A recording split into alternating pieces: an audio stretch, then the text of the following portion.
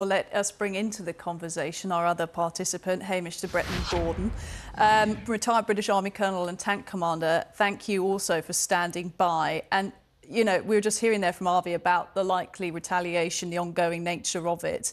Talk to us a little bit about the way that Israel is armed. You know, we've been hearing from our first guest about, you know, it's a famous army.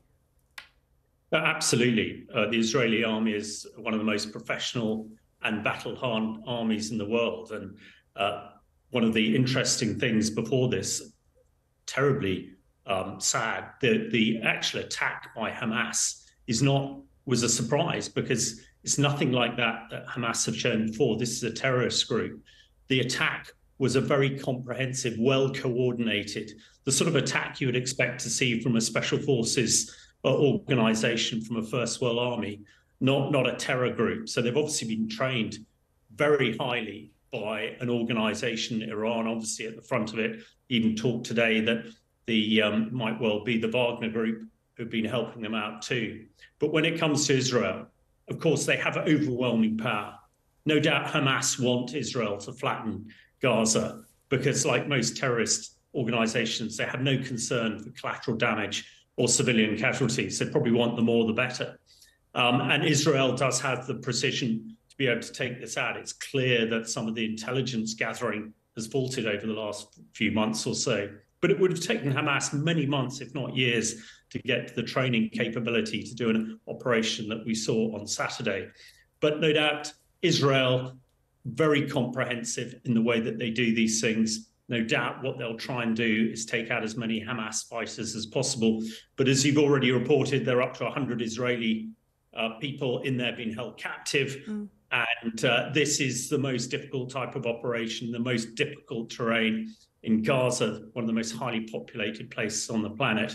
So unfortunately, it is going to get very much worse before it gets better. The key thing, I think, for the rest of the world is that Israel succeeds as quickly as possible, and the rest of the world prevents this escalating further.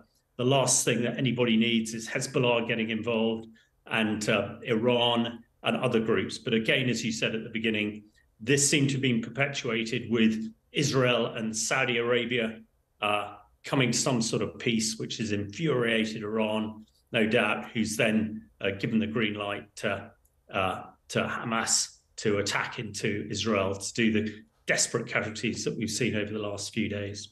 I mean, yeah, given that normalisation, if we can call them that, of relations between Israel and other Middle Eastern states, you mentioned Saudi Arabia there have been others as well. Would you expect any type of inclusion by those states or intervention or support to Israel in this? I think most of the free world, most of the West, the democratic world, sees that what has happened to Israel is an absolute crime against humanity.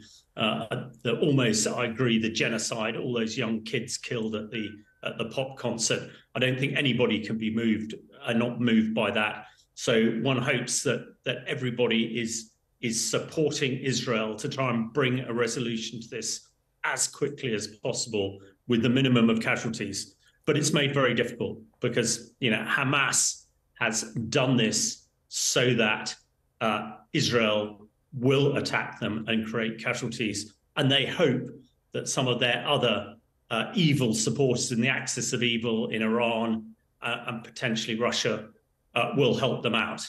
And of course, a lot of people like Russia want divergence away from Ukraine at the moment, where they're suffering. So let's hope that we get this resolved as quickly as possible, and Israel is given all that it can, all that it needs to be able to do this as quickly as possible with as few casualties as possible. But I'm afraid it's going to get pretty nasty over the next couple of days and weeks.